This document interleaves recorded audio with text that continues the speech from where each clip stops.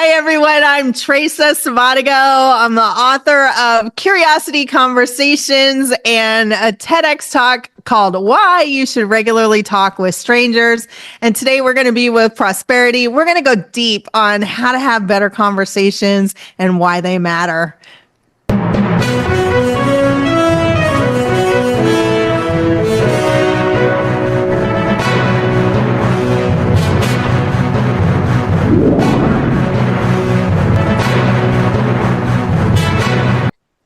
Welcome to yet another exciting episode of the Online Prosperity Show, your premier destination for exclusive insights into the journeys of remarkable individuals. I'm your host, Prosper Taruvinga, and today we've got a guest whose story is as inspiring as it is transformative.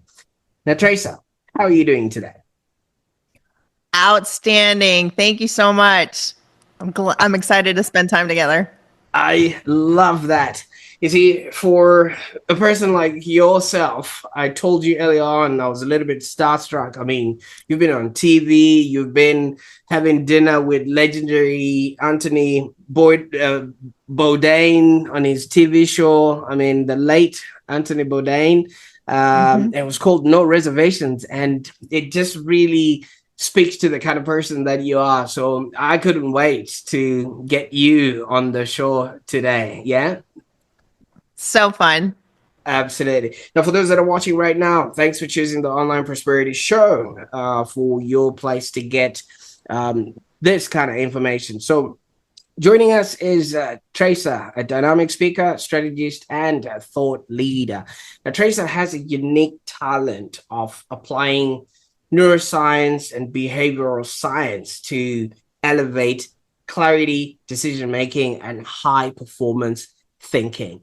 And she has a TED Talk, which has over 10,000 or so plays on the TEDx platform, and it's called Why You Should Talk Regularly to Strangers. And obviously, when you talk to Traca, you never feel like you're talking to a stranger. I feel like I've known her forever. So that's a kind of, person that we are going to be connecting with today. And she also is teaching people how to be, do, and have a happy existence. And this talk has been translated into 15 languages, which obviously is expanding her global influence. And you know what that tells me? That wherever she goes, people would recognize her on the street, and she's no longer a stranger to the world. So it's just an interesting place to be. And her insights have been cited in the Harvard Business Review and sought after by companies like Microsoft and Amazon. So Traca focuses on just assessing the brain's executive function, reducing cognitive roadblocks, and navigating high stakes conversations. And she just reminded me that we actually connected while she was talking about a mastermind that she instigated during the pandemic. And we're going to be talking about that today. So today's episode is going to explore Traca's journey from unexpected public speaking opportunities to becoming a sought-after thought leader. And we're going to dive into her past experiences and current work, the people she works with, and how, if you're keen to work with her, how you can invite her to speak for your organization. And also the lessons that she has gathered along the way. Now, so many of us have always been taught, stranger danger and not to talk to people that we don't know or people that are not of our kin. And I think Traca is going to sort of dispel that myth in her own way. And I can't wait to hear which side of the coin she actually stands on that. But Traca, I could go on and on talking about things that I'm not even qualified to talk about. Your journey into public speaking began from an unsolicited TEDx invitation. Can you maybe share that time in your life and what was actually going through your mind at that moment that you were reached out to with such an offer? Yeah, it's an interesting story. I learned recently that a lot of people dream. Well, I knew this. Like a lot of people dream of being getting a TEDx talk and having their story, impact the world. And I learned recently that less than 5% of the people who apply actually make it to the TEDx stage. And I people ask me all the time, they ask me, how do I get a TEDx talk? And I never applied. I was asked. And that is an even more rare situation. And how that happened is a couple things. And it goes back to us talking with strangers is that one, I went to an event called Creative Mornings. It's a global event that they have, and it's where creatives come and they talk about what they do, and then there's some intentional networking in the morning. And they have this really interesting name tag that they use where they said, I like to talk, they have your name, a place for your name, and then I like to talk about, and then a subject. So it also helps foster the conversation. And a woman and I started talking because she was running the communication for TEDx Seattle. And I happen to know a lot about TEDx Seattle because at the time I had clients that I was trying to get on that stage. That particular TEDx, they're not all created equal. And this one has a high tech background, they spend a lot of money on that particular TEDx, and it's really well organized, well done. Even though it's a volunteer-led organization, it's really well done. And I was like, oh, TEDx, I wonder. And I asked a lot of questions about that. And what she came back with is asked me if I would use my curiosity conversations and interview all of their speakers that year. And I was like, talk to 12 of the brightest people in my city and interview them about the things that they're passionate about. Yes. And so I set up all the interviews, took my notes, and then I turned it over to the communications department, and they were able to use that for their social media and for advertising for the event, and then also to use the things that I discovered to help shape their speeches. And then so I got embedded with the TEDx team. And then the second year, I had given a talk for Creative Mornings. They invited me to come speak. So I gave a talk for Creative Mornings, and one of the judges from TEDx Seattle was in the audience. And when they were curating speakers, she nominated me. And at the time, she came back to me. She called me and asked me if I would be interested in giving a talk. And I said no. One, because I was very nervous about speaking in public. And then two, my mom had just died. And she said something that was really important. She said, "Are you sure?"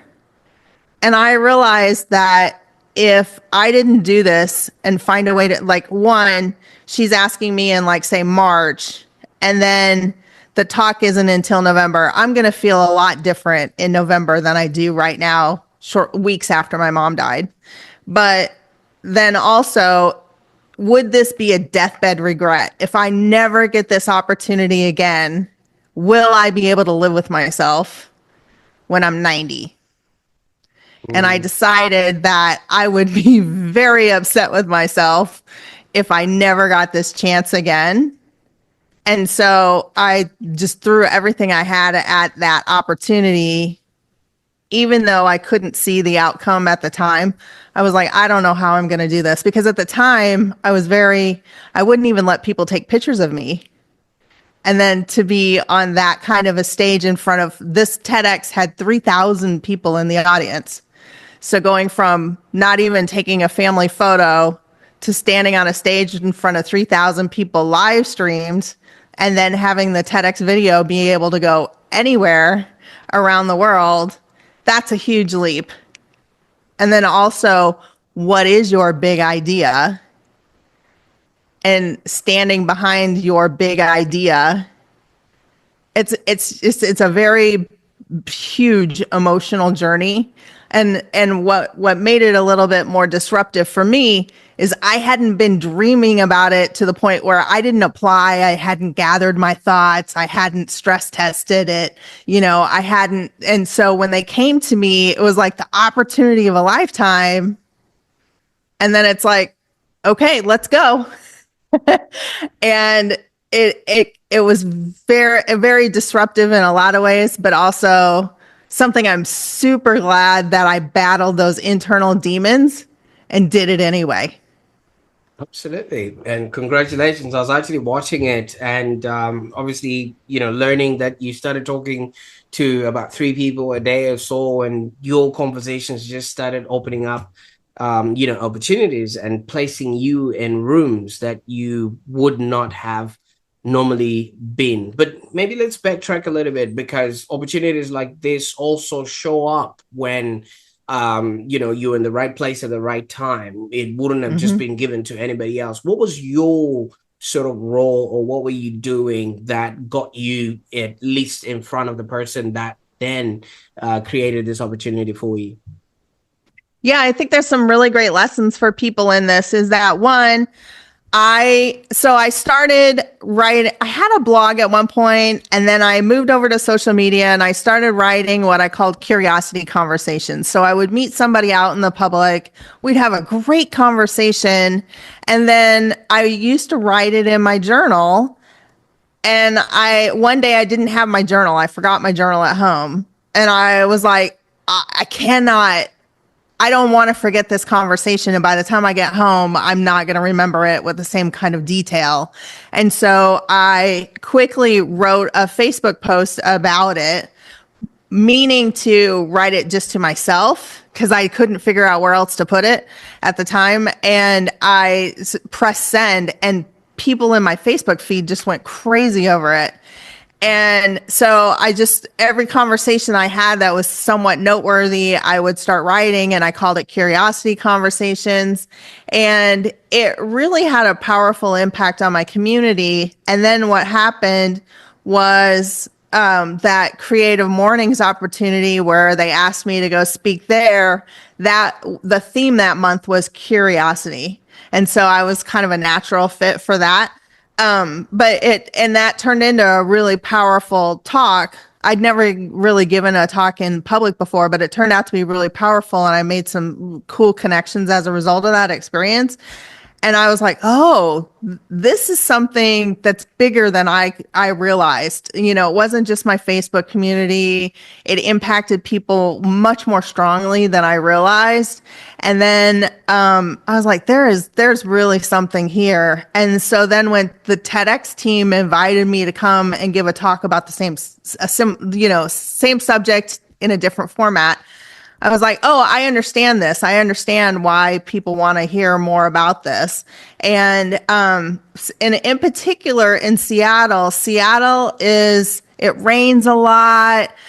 And, so you're running around town trying to get in and out of the rain a lot. And then it's also very intellectual, tech-driven people. It's one of the highest cities in the world for people who read books. And so it's just a very isolating kind of way of being. And they are known for, there's a thing in the city, it's called the Seattle Freeze. And it's where people don't come together. They purposely don't come together. Like, you can have a great conversation with somebody at a party and people don't want to follow up. They don't want to continue on that journey. It's like, that was that moment, and then now we're moving on. And before we jumped on a call, we talked about Ubuntu. And I come from the Midwest, where it's like the part of where I come from is like farming community. I lived in a big city, but the area was influenced by, we're all in this together. How can I help you? When it snows, there's people who, if you drive off the side of the road, there's people who will drive around town just for fun so that they could pull people out who are in trouble and stuff, And so I come from a community where we nurture relationships like that. And so moving to Seattle, I refused to adapt to the culture in that way. So I would start having parties. I would start I had a potluck that I hosted every month for 5 years, and I didn't have them in my own home. So I would arrange somebody else's house to have it at. And then we'd have like 20 people in somebody else's home. And it became, so I decided that I was going to be the outlier, and I was also going to be the unifier. So it wasn't just that I was going to have these conversations. I wanted to demonstrate to people the kind of conversations they could be having if they made that first move. And then also like what the beauty of that would be. And also to be the Seattle freeze buster. Like the community is made by the people, and we can make a deliberate choice to not be that kind of place anymore. Let me show you what it could look like. I like that, and I think when an idea's time has arrived, no one can actually stop it. And obviously, you obviously were one of the pioneers of that. Now, this is quite interesting, and sorry to hear about your mom's passing, but it opens up an avenue for me to then ask, what was it like growing up? I mean, obviously you did mention, the farming community, even though you lived in the city part or whatever it is. I want to see Traca, in her school days, and maybe in her little backpack, back doing backflips or whatever kids do these days. What was it like growing up in the Midwest? Oh, that's very nice. Thank you. So for me, I think a really big tie-in to who I am today, my dad was a traveling salesman, and he worked in the construction materials company. So if you wanted to build a building, he would have some of the staircases and the big folding doors that trucks would pull up to. And he also would have the flooring for school gymnasiums. And then eventually at one point we owned a glass company. So if you wanted to build like a 10-story building, he would supply the glass. And but his job was to travel around the Midwest, and he made a point of talking to people either, when he stopped and had lunch, or he would talk to people at the rest stop, or he always would listen to either the radio or a CB radio where they could talk to truckers. This is the same radio that truckers would talk to. And he instilled that in us from very young. And so I remember we would take road trips, and I was crazy about horses. And my dad would stop off on this. I would see horses and I would be like, ah. And my dad would pull up into a farm and say, my daughter really likes horses. Can we just like say hi to your horses? And eventually the conversation would turn, and my dad would say, well, why don't you throw a saddle on it? Like, she would really like that. And so here we just rolled up into some farm, and all of a sudden, like, I'm horseback riding on some guy's horse. And he would do that kind of stuff a lot. That was not unusual. And we weren't embarrassed by it. It was kind of like, oh, there's dad again. And but he also taught us to be like that. And so, for example, in school, my dad wasn't a library lover. But if I had a report to do on a paper, I remember at one point I had to do a paper on a school or on the state of Wyoming. And he's like, well, then let's call Wyoming and talk to the Department of Tourism and have them send you some material. And I'm going to have you make that phone call. And so that was really interesting. And then as kids, I had a paper route. And so I would take my bike and, ride around the neighborhood and deliver newspapers. My brother also had a paper route. And then I was a Girl Scout. And I don't know if you guys know about Girl Scouts, but they have an annual cookie sale. And I was a champion Girl Scout cookie seller because I liked to go I already had the paper route and I would go door to door. And then I would just use the cookie selling to expand the neighborhood. I went through the whole neighborhood and I sold so many cookies that I went to camp for free 2 years in a row. And, I was just having a good time going to people's houses, and they would come inside from the cold, and then I would look around their houses and talk to them about like however they decorated or whatever. So that was instilled in us very, very young. And then I just continued that into adulthood in different ways. I love that so much because it really opens us up to the kind of person that you are. I mean, obviously, if you are brought up in a space where everybody sort of is talking, and you also have a dad who communicates with people, organizes things on a whim, and has a guy for everything, calling that person in Wyoming to, get you sorted with your report and everything else. It's things like that that just instills confidence in the kids and the people that we become. Now we can basically see the contrast of you showing up, in Seattle, and that Seattle freeze was happening. You would have maybe had a good time with people, and tomorrow nobody shows up and you have to start all over again, and things like that. Why did you move to Seattle?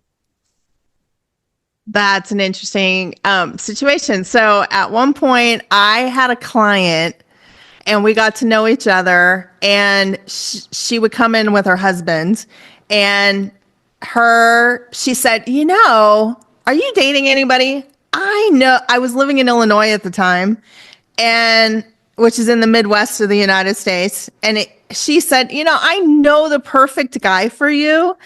He just lives in Seattle, which is 3,000 miles. It's like 5-day drive away.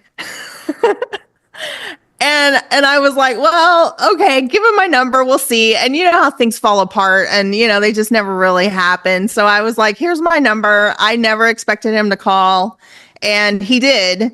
And, we got along great. And one day he sent me a plane ticket, and I said, I'm going. Like, we'll see what happens. I figured out where the hostel was just in case things went south. And, we spent 2 weeks on vacation together, had a lovely time. And eventually I moved out there.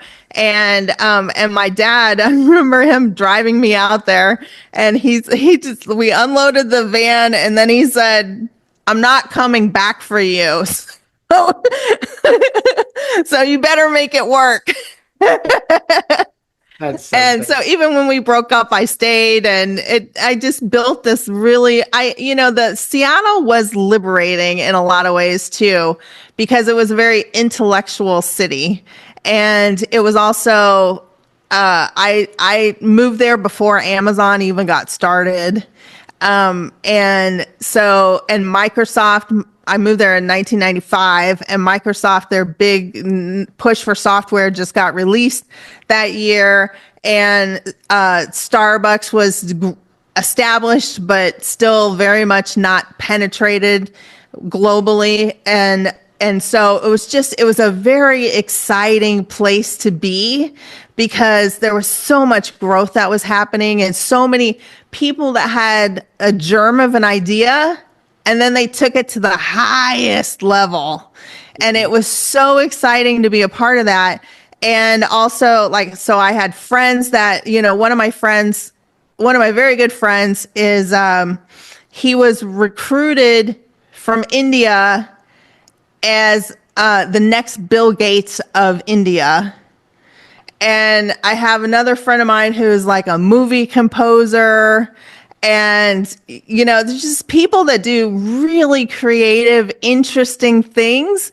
And it's normalized there. It's like, what are you doing? Oh, you're making a documentary this month? Okay, great. And then, it turns out it wins like a big award or whatever. And nobody is really all that surprised by things that happen there. And it has this innovative quality that if you can dream it, you can do it. Nobody is going to get in your way. And I come from an area where They try and protect, that farming community, right? Where they're just trying to protect your ideas and not get too big for your britches, and, like staying close to home and don't be an innovator. And so to be in this environment, it was like and I was 25 when I moved to that town and moved to Seattle. And so I was adult enough I was young enough to be able to take some risks, but I was old enough to be able to I can do something here. And so, it was a really exciting time. And I learned a lot, and there was absolutely nobody who would get in your way. Nobody. And so, I leveraged technology. I leveraged my ability to meet people. I leveraged opportunities. At one point I would go to these, I went to college later in life. I had a career first and then went to college as an adult. And I got an internship working for the World Trade Organization. Wow. And they had their annual conference in Seattle. And so I was working directly under the person that was managing all of the events that were open to the public. And I mean, we're talking like 2,000 person events every single day of the conference. And it actually was a historical making conference because there were a lot of riots, and they called it the Battle of Seattle. But it was a really interesting time because who was on our mailing list, I would be attending events, and we would have, people from South Africa or from China, or, I remember we were in lockdown security in a hotel where there's the riot police outside, and we're watching ourselves in the bar on CNN, and we can't get out of the hotel. And I'm standing there, and this man from South Africa is like, "You guys don't know how to riot. This is nothing." But it was just a really cool place where if you put yourself out there, a lot of cool things happened in that town where if you flex that muscle, you could get yourself into some really interesting things, Absolutely. And now it really paints a picture of, the kind of conversations that would have been happening, the caliber of people that are involved, and how you get around to speaking to them, and things of that nature. Now, you did mention you arrived in Seattle in 1995, and 5 years after that, that was the Y2K. What was it like, at the hub of all the technology and you being at the thick of it all? Do you have any sort of recollection of what 2000 was like, or were you guys still just partying like it was 1999?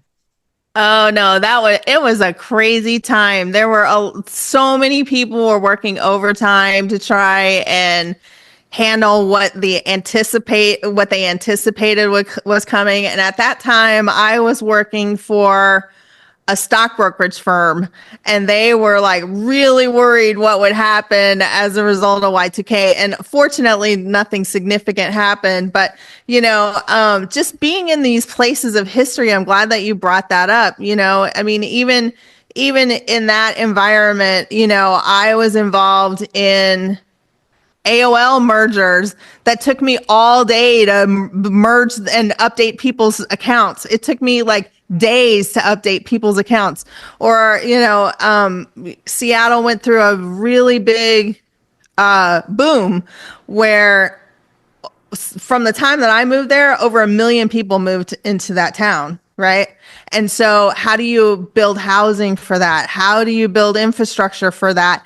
Amazon, decided to build offices. And so they completely restructured the entire downtown area. And so how do you navigate all of the changes that were happening? But it was just I would drive, I would see parts of the city that I hadn't seen in 6 months.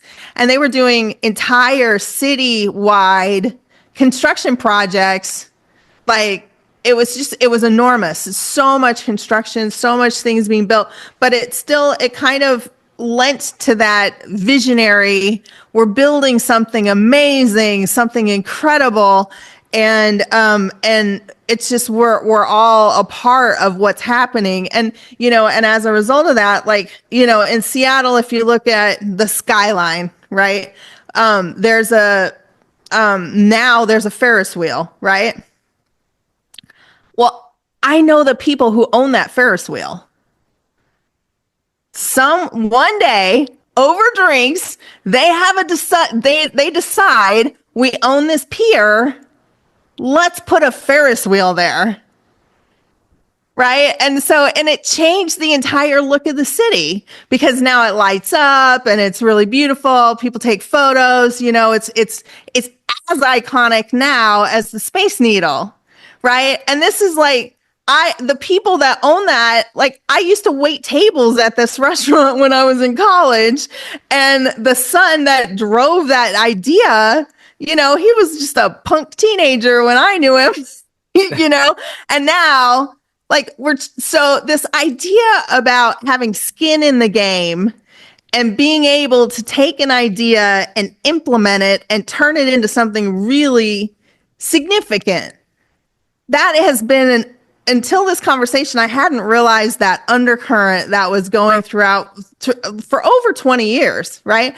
And so that impacted how I saw what I could do. So as an example, when I was in college, I mentioned that I went back to college when I was later. So like 25, 26, 27, something like that. And I was working full time and then going to college. So I was doing like a junior college route at the time, but I was still wanting to be engaged and still like do internships and all this kind of stuff. Right. And one day I came to class and I was like, I don't understand why there's never any parking when I get here. I'm always late to class because parking is a really bad situation. Why don't we have a parking garage on campus? And I worked in student government. I was an elected official in student government.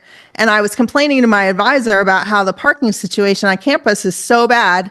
And she said to me, why don't you figure out what it takes to build a parking garage? And I was like, okay. So I did. And I got the students, 30,000 students, to agree to a tuition hike.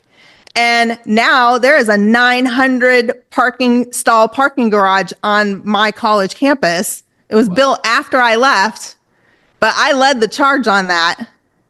They should name it after you. No, I drove through it like before I left Seattle a couple years ago, and I drove through it just recently. So I was like, wow, this is really cool. Like, so I think this idea about here's a problem and what are you going to do about it?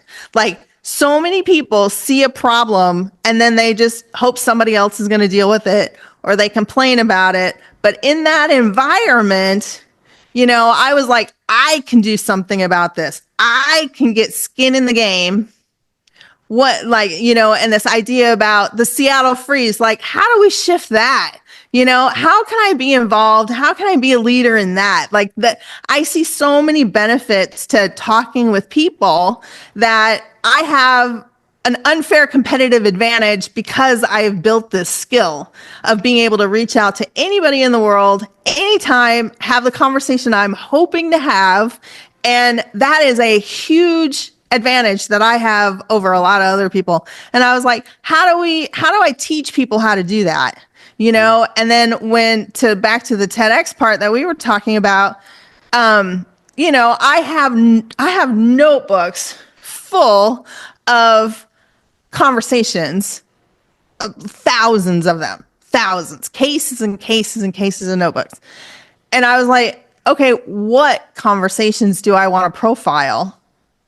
I have, less than 15 minutes. What conversations would be the most helpful for the public to see? And one of them, the first one there's 5 in my talk. And the first one I tell is about a woman who has a big scar on her throat. And she wasn't hiding it. And so I asked her, hey, can I ask you about that? And I wanted to break the mold of being able to see something, to notice something really important about somebody and ask, right? That was my first story. And then the second one, I can't remember the order. It's been like, we just celebrated 5 years since I did the talk, but there's another conversation about an immigrant. At the time, this was the first time that Trump was in office, and he was talking about immigrants. And I was like, I don't know what you're talking about. I have the most incredible relationships with people who have had the courage to move across the world and come to the United States.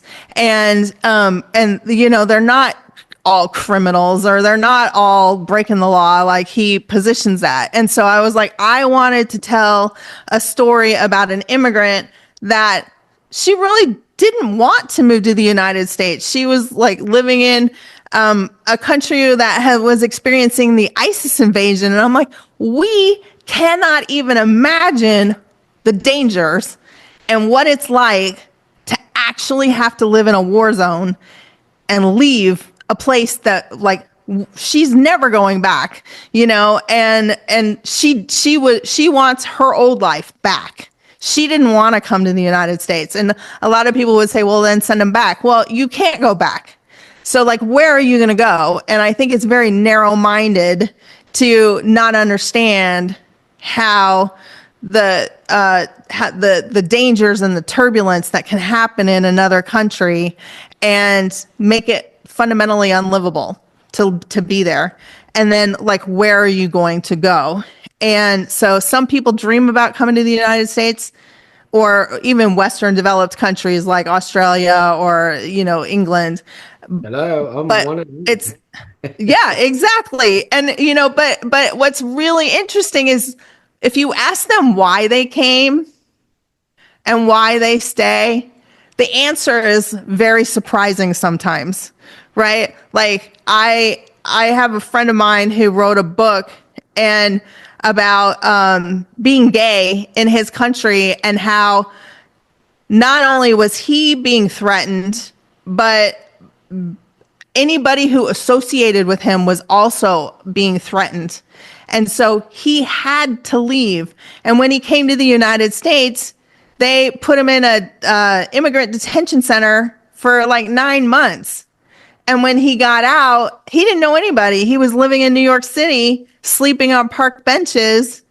And then, it's the journey of his story. They've optioned the movie rights for him. That's how powerful it became. But, I think we need to spend more time talking to people about what their true stories are, and get past the assumptions. And so I think when we spend time understanding what people's real stories are, there's a lot there to unpack. And it's fascinating. Absolutely. And this was just beautiful to listen. I mean, obviously, so each and every one of us has a story and has an origin. And, just even listening to your story, it's quite interesting. You don't necessarily have to be an immigrant to have a fascinating story about your origins and things of that nature. So I just love hearing people's journeys and things like that. And thank you so much for sharing that. Now, there's one thing that I'm still a little bit hung up on, which maybe you can help me clarify. I mean, obviously, you did mention the Seattle freeze, and that may actually, from what I'm hearing you say, would have probably been instigated by, like you said, there was 1 million people that then came in pretty much after that. And once they came in, everybody was on a hustle to get things going, because, as you say, the city is fast, the city is progressive, and everyone has to keep moving. So my question now is, this freeze, is it felt across the board, or is it certain people that would have come from a place where it would have been warmer, at least, in terms of conversations, and then coming to a place where, you literally have to, really like break the ice, for lack of a better term. Did other people mentioned this, or was it just, a tracer feeling based on your past? Oh no, there was like newspaper articles about the Seattle freeze. Like, this isn't something I made up. There's an article that when I read it, I was like, yes, this is it. And so I think, and I've done a lot of research trying to figure out what the origins of that Seattle freeze was. And there are two primary cultures that had an influence. There's a big influx of Norwegians that came into the area, and Norwegians, from the snowy climates and all of this, and and so there's something about the Norwegian culture, and I don't know this for sure, but this is what I've been told. And then also the Japanese that came there, they tend to stay to themselves. And then also Seattle during World War II, there was a Japanese population there that was interred, where they rounded up all the Japanese Americans and sent them to camps, and so they lost businesses, they lost homes, they were the enemy that was within our state, and then they wound up being shipped off to residences that were made by the government, kind of like concentration camps, but hopefully a little bit nicer, but definitely not a wonderful experience, right? And so keeping to yourself also was intended to minimize danger, a sense of danger, a sense of threat, and as I said, when I was in Seattle, like I went to college as an adult. And I think that was a fabulous experience because I already had some life experience underneath me. I wasn't just learning about it from theory. I actually was able to stress test some ideas. And so I took an anthropology class that was dealing with the media. And one of the things that we unpacked was the type of media coverage that would happen in every neighborhood in Seattle. And I was assigned the one that was Chinatown, that got renamed to the International District. And the only news that they ever covered out of that area was about restaurants. And they wanted to cover the food, but like very little coverage would ever happen of like the good things that they were doing, like a dedication of a park, or, what those people were doing for their community. And so their isolationism, I think, ultimately hurts them as well, because then we don't know them. Like other people don't have interactions with these cultures. They don't have any exposure to them. And I remember having a friend of mine in college, and he was like, "Oh, is that part of town dangerous?" And I was like, "What are you talking?" I went there all the time, and he developed this idea without stress testing it. And he bought, and because, there's no familiarity based on, even the media was blocking a lot of that information that was coming out of that community. And there was like not a lot of crossover where, yes, they were isolating, and yes, the media wasn't looking for stories out of that area, but then they also weren't looking to promote the stories that were coming out of their area either. And so I think this, how we isolate and how that impacts our, there's, for instance, like even African, like cultures that move to the United States, they often will stay in their own pocket, right, and not integrate. It takes a different kind of a person to be able to try my culture or to go to my house. Like I was hosting these dinner parties every month for 5 years. And I was constantly trying to bring other ethnic groups in, or other people from different ethnic groups. And they wouldn't come.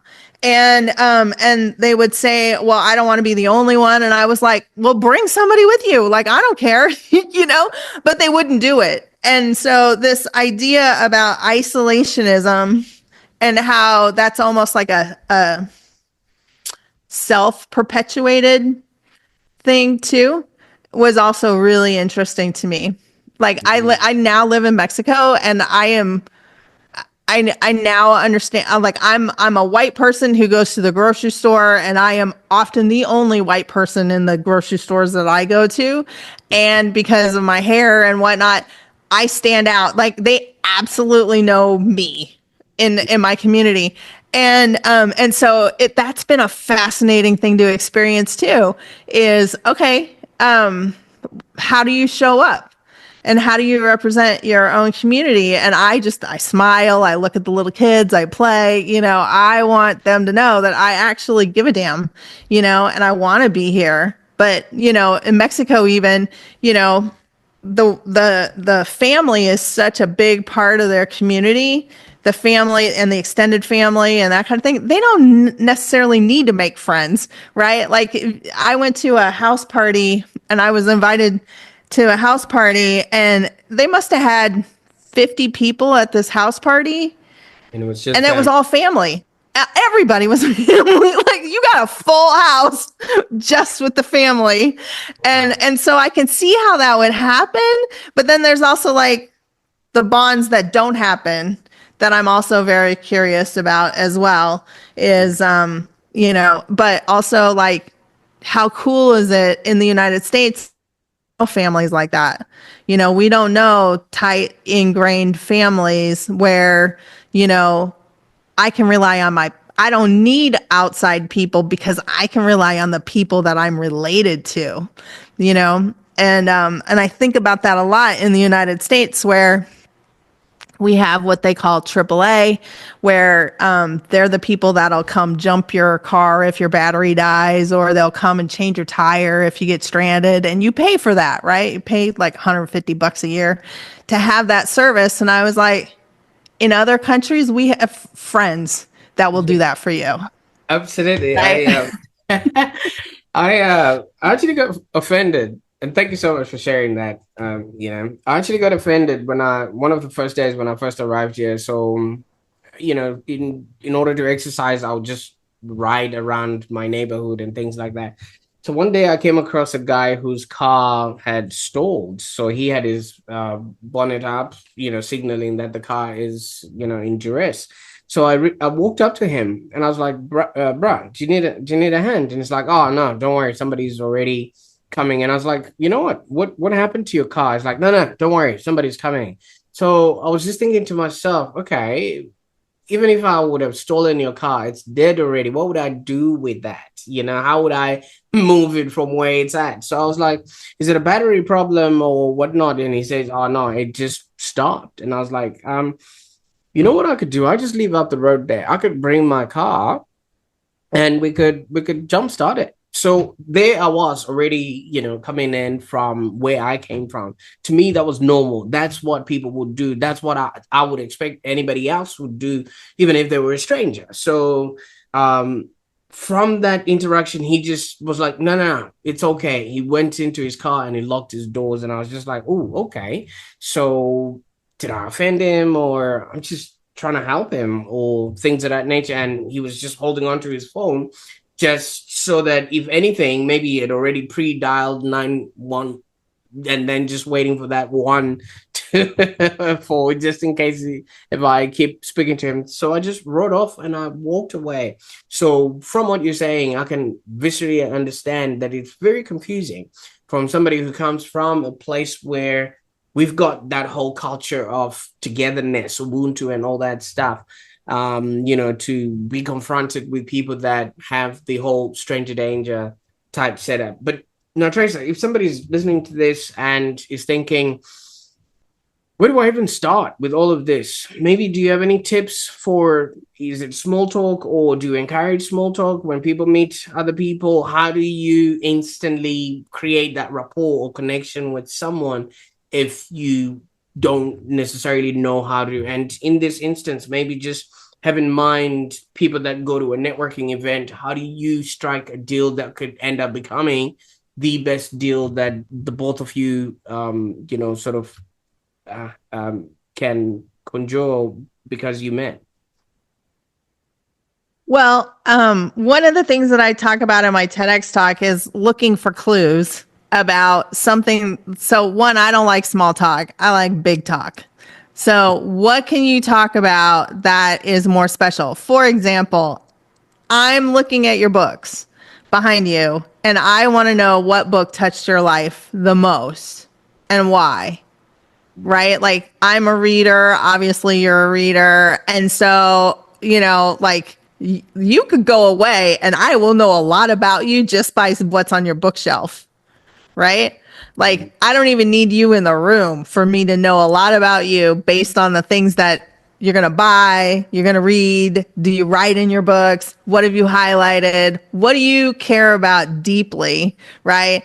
And also, like, even just looking at your top shelf, like, what's on the top shelf? All of those things mean something to you, or they'd be in a box somewhere.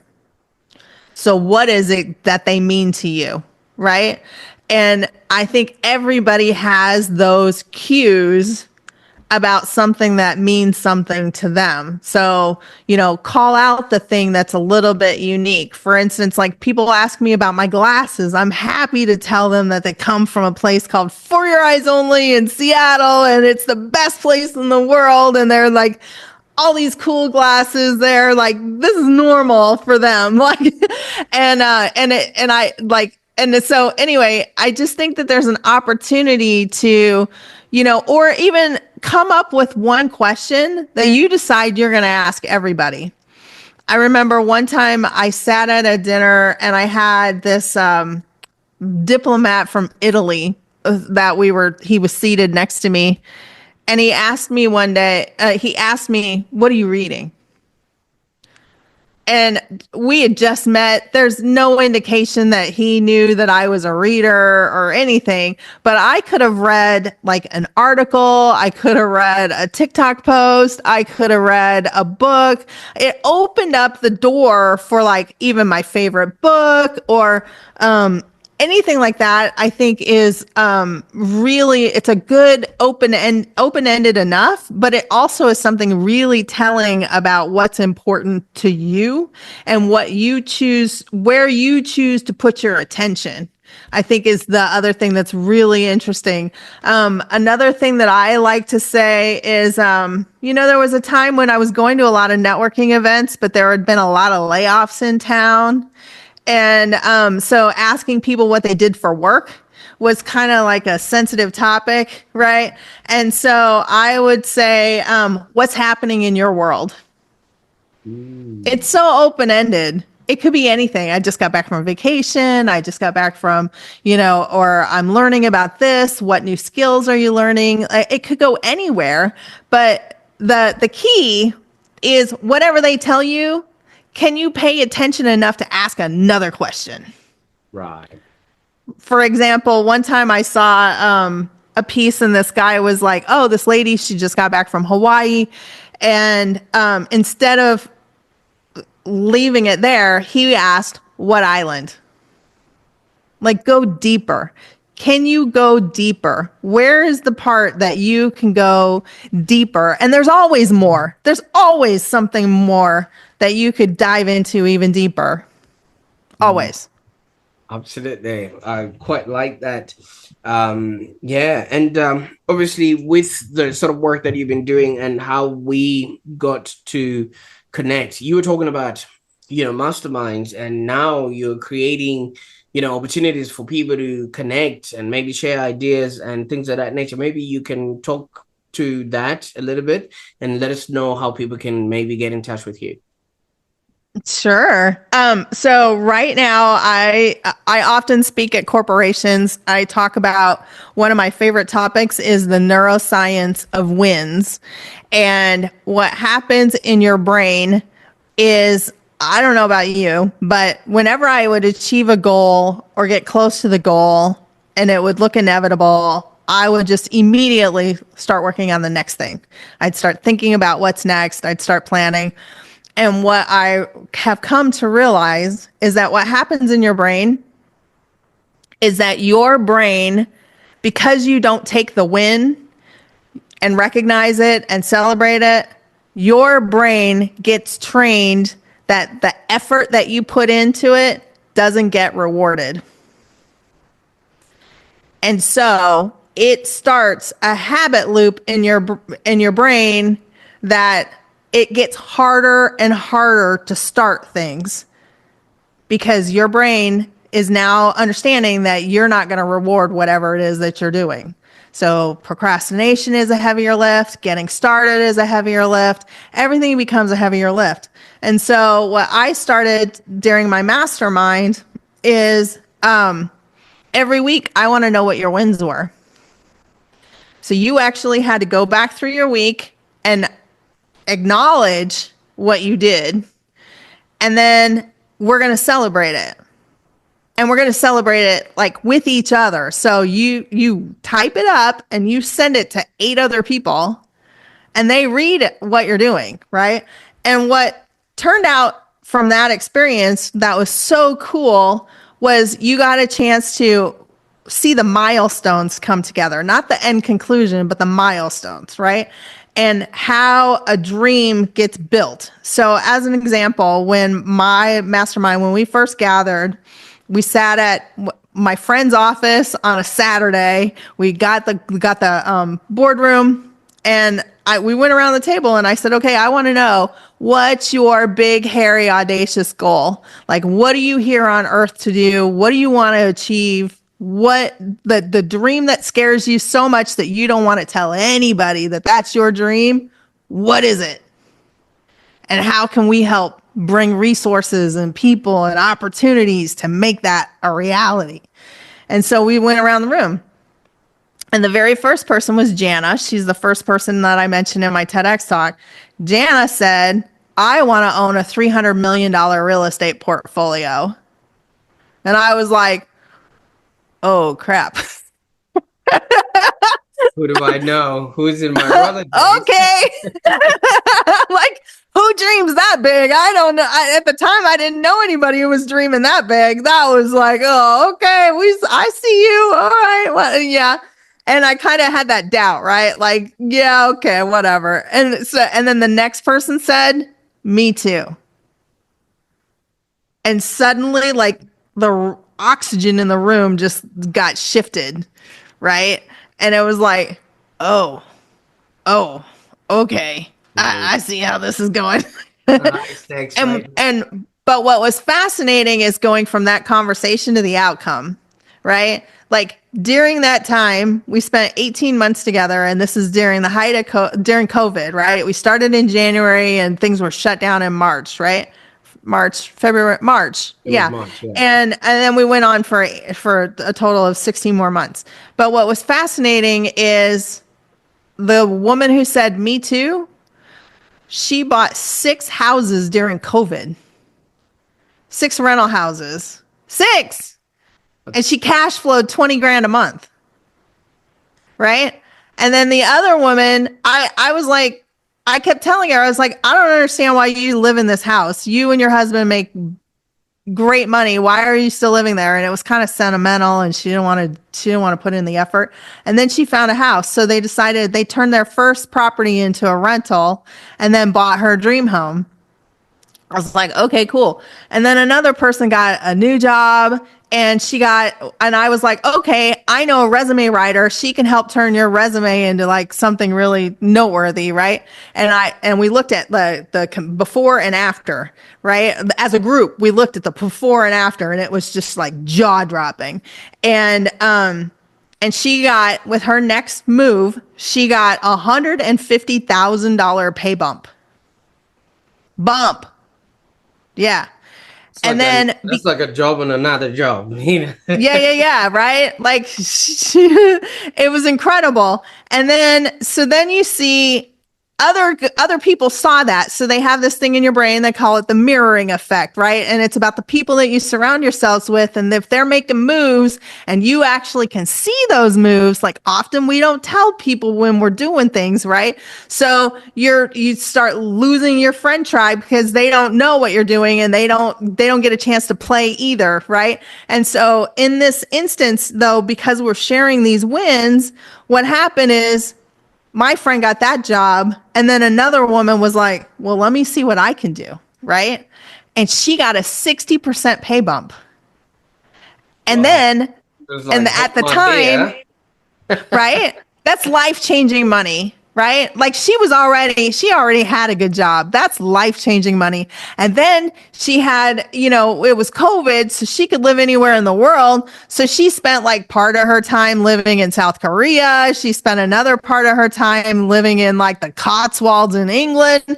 She was all over the place. And I was like, oh, what could I do? Right? If that's what she's doing, what could I do? And then I started having these like fireside chats, and I kept bringing in new people to come talk to us about what we could do differently. Right. And so, like as an example, I kept bringing in resources to help support their growth because I knew what they were trying to do. Right. And one example, I have a friend of mine who is a multimillionaire. And she and I were having a conversation, and she taught me about negotiation, and I spent a lot of time doing workshops on women in negotiation. And one of the things that she said, I told her, we were having a conversation. I said, the thing that annoys me about you is you never talk about how you made your money. And she said, let's go. Ask me anything you want. I'll tell you anything. And I was like, okay, take me from here to there. Like, how did you get there? Like, and she went all the way back to being a scholarship student in college, and all the way through like career move number 1, career move number 2, like this, right? And then buying a house, doing really well on that, buying, because in the Seattle market, remember, it's growing really fast, right? The Seattle housing market was going up 20% a year, right? So in a year, yeah. Yes. And then like less than 5 years, her house went up, it doubled in price. Right. Yeah. It's like that. And then, so she's like, okay. And then makes another move. Right. And so, and then the same thing, right? Like at one time she was working for Expedia, and they didn't have any money. They were like really struggling. They didn't have any cash. And so they gave away stock like candy. And so she was like, not only the stock wasn't even worth a whole lot, but she negotiated and got more. And now the stock is worth hundreds, and so she did really well there. And then she worked at Microsoft and negotiated stock there. And so, just watching her moves and telling about that, I was like, by the end of our conversation, I started crying. And she's like, what is this all about? I said, the biggest problem with this is that I'm the only one who heard it. And because I'm all about like democratizing the information, right? Like, how do you make the moves? Like, let's share because like we all have a different story. We're all trying to craft it. But I find that hearing other people's stories is the best way to get ideas and make decisions and power moves for myself. Like I can like leverage those stories for my own growth, right? And she said to me, one of the most generous things I've ever heard is she said, I'll tell anybody you want. You gather the people and I'll tell anybody you want. And what she did, super generous, is she put together a PowerPoint presentation that lasted 2 days. We had to break it up. Over 2 days, she went through every money move that she made. And here's the other thing that was really interesting about that experience is in the chat, there's this conversation I see going on between two people in the mastermind.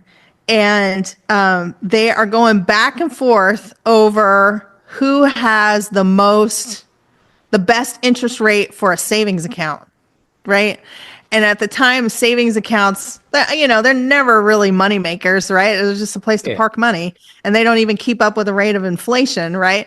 And so I was like, she's telling you how to make millions, and you're in the chat talking about how to make like $30 a year.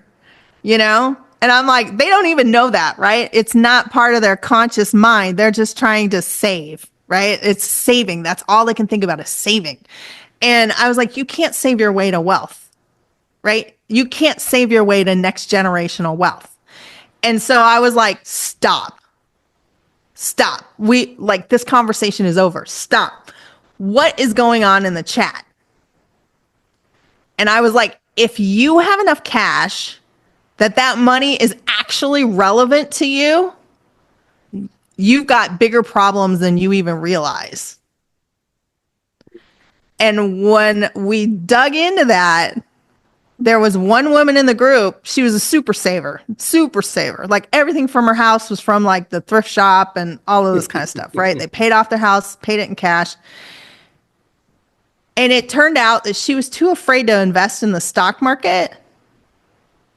She had hundreds of thousands of dollars in cash, and she missed the entire bull market 10-year run because she didn't have the courage or the knowledge to invest in the stock market. And I was like, all I ever hear you talking about is your desire to retire. You could have been retired by now. You just played the game wrong. And it was a huge, like, life-altering wake-up call. Like, she was like, it took her a while for that to sink in. Like, she heard it and then thought about it and then was like, tell me more. What happened? And then she called a couple financial advisors to talk about what she had done and realized the magnitude of the problem. And then interviewed like 10. Yeah. It was the first time she, and she's having these conversations, right? And she kept getting a better job. She kept hoarding all this cash. She kept, paying off the house in cash. And then it was like, oh. There's a lot of compounding that would have gotten in there and so much leverage. Oh, yeah. Imagine. Yeah. Of a mastermind. You see, it's the average of the people that you are with. And I think it was Napoleon Hill that really fostered the idea of the mastermind. So are you still running this mastermind? I'm not. Yeah, no, I'm not. I'm thinking I want to start another one though, because the benefits of it are huge. I've just been having all these one-on-one conversations, but I did not like, how you start something for your benefit and then you end up becoming a manager and you don't get as much fun out of it. And so I was like, I got to do some growing for myself in order to make this fun. But I think that that's something that I'll be doing later on this year is starting up another mastermind because it's so powerful. And to that point though, about, imagine if you had 8 people looking at your finances, like actually showing your work is so beneficial. And especially if you've got people that know what they're talking about, right? So I created a book club. So we would talk about like financial things. We would talk about strategy. We would talk about, all different kinds of topics, right? So my goal was to educate people as to make them better at being able to provide feedback. Right. And also to help educate them as well. Right. And so, but then also when we take all of the, like have the speech that we talk about where you're basically like creating the movie of your life. Right. And every decision that you make leads to the plot line in some way or not, or not. Right. And so how do you craft the best story you possibly can for your life? And what are you doing about it? And who are you surrounding yourself with? And so like, as an example, like here, I live in Mexico and I've got a bunch of girlfriends. They never want to talk about money. They want to go to wine country. They want to go out to dinner and they want to do all of these like fun things. And I was like, you're missing the point. Like you could spend all your time researching restaurants and who has the best bottle of wine. That's fun. But like you could actually come together and have life-changing conversations. And that is what really adds fuel to my fire is like, what are the conversations that we could have been having that we didn't have? And I have a really great example of that as I have a friend of mine who he was my go-to guy for everything. Like, and I was a big time foodie. Too, like that. Yeah, right. Wyoming guy. Yeah. And I would love to hear about your people too. And, but he was my guy for everything, right? Like we would talk about, we would go out to eat all the time and we would do all these fun things and stuff.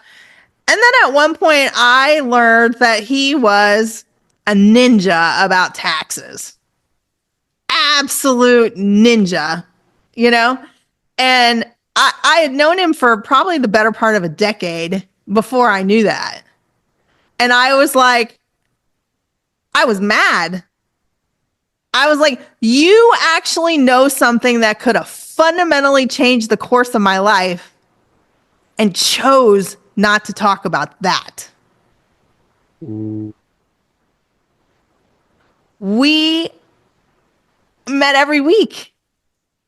And I was like, but we didn't talk about the important stuff, the stuff that really could have benefited me. But you know, and something each other. about that is there are certain conversations, you know, like when we started talking, obviously we spoke about Africa, we spoke about where you came from and things like that. People usually rise up to the occasion to which they have been invited. So maybe you were not at the level of talking compounding or how text can be of benefits in the stage that you are at. And For so sure. some people don't feel like they can impose, because you can only imagine so many people know so many things, but we only have so much time. And that's just maybe what would have happened in that instance, Tracy. Yeah, and I think that's helpful to know because I give a lot of grace, when it comes to that. But then also the thing that I've benefited from the most in my life is playing over my head. I had an older brother and I wanted to he was 4 years older than me, and I worked really hard to look at the books that he was reading, do the things he was doing, that kind of thing. And so I got very comfortable being in environments that were more challenging than the meets the eye, right? And I know firsthand the impact that it has where I level up because I am striving to meet the norm in that group or meet the people, right? So I have a conversation with somebody, I find out, oh, they're like this. This is amazing. I want to be more like that and I want to spend more time with them. So how do I become better in order to be a valued contributor to that conversation, right?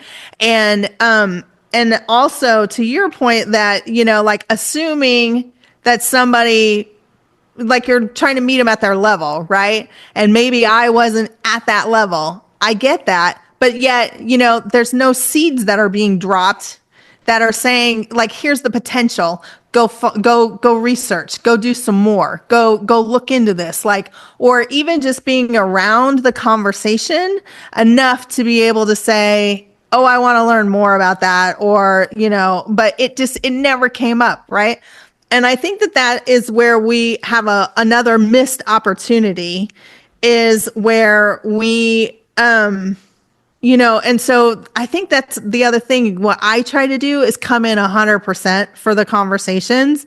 And if I see something that would be really, really helpful for somebody, I will share it with them. Whether they're able to take it in at the time, they will marinate on that. So, and what influenced me is a conversation that happened. So my friend worked for a bank called Capital One.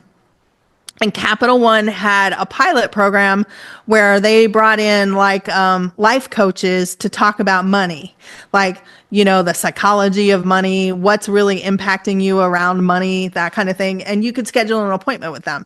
And I found out my friend was there and doing that. And so I scheduled a meeting and I said, I'm all about this democratization of information. How do I bring my friends in on this experience, right? And so we created a pilot program where we did a group session so we could learn from each other, right? And we created like a 6-week course based on that. And at the end of it, we're cleaning up at where I had this big conference table, and my friend says, you're a really great leader. Wow. And I looked at her and I was like, doink, doink, what are you talking about? And she's looking at me from across the conference table. She's like, Traca, you don't know you're a leader?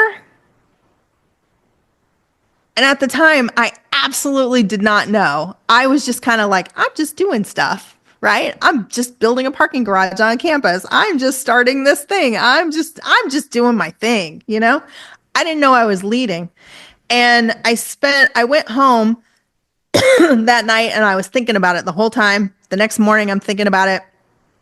And then, I start seeing all these clues about how, oh, you know what? She's right. Yeah. That's a leader would do that. A leader would do that. And then for me to not know and identify myself as a leader at the time, I felt that it was very irresponsible of me.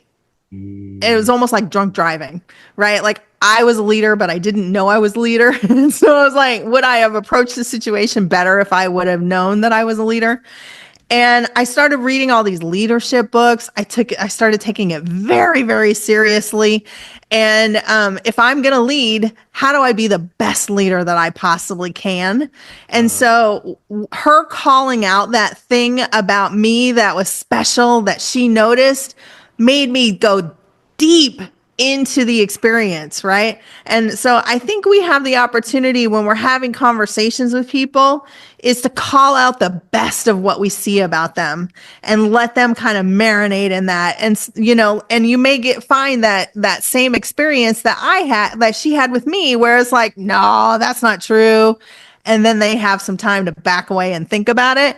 And because oftentimes, like what happens for me is I'll follow up with somebody like 6 months later and they're like off and running on whatever it was that I told them about. But the initial shock and, denial or whatever at the time, I had to develop a thick skin around that. But being able to call out the goodness in somebody and notice that and that I made a conscious choice to be the person who would do that too. Well, Traca, you have been absolutely generous today with your story, your experience, your expertise, and I can't thank you enough for just being in the same room as you are, albeit a Zoom room. And if somebody's listening right now and they're interested in maybe bringing you to their organization or maybe connecting further, what's the best way that they can reach out to you? Yeah, LinkedIn's great. Just tell them that we met on Prosper Show, and that would be fantastic. I would love to, if you've got an employee resource group or sales teams or any of that kind of stuff, and you want to talk about connection or the neuroscience of wins, how your team can win better, I would love to have more conversations around that. That would be great. Absolutely. Now, once again, thank you so much, Traca, for sharing your incredible journey and insights with us today. I think your story just reminds us of the power of stepping outside of your comfort zone and embracing change, because you never know what's on the outside that you wouldn't have known had you not maybe asked or, been curious about as you kept repeating. And for those that are watching right now, thank you so much for staying with us this long on the Online Prosperity Show. And if you found value in today's episode, please share this with somebody who might benefit from Traca's experiences. Maybe somebody has just moved to a new city, or maybe somebody has just started a new job and they're not maybe finding their feet or maybe connecting as yet with the people that are in that environment. And this kind of video will just maybe be that wind beneath their wings that might help them give, that edge. And maybe they could start conversations that could see them, getting, wins of money or whatever it is that might come along with just starting conversations with people. And while you're at it, don't forget to subscribe for more insightful content on the Online Prosperity Show. Until next time, keep pushing boundaries and stay curious. Bye for now.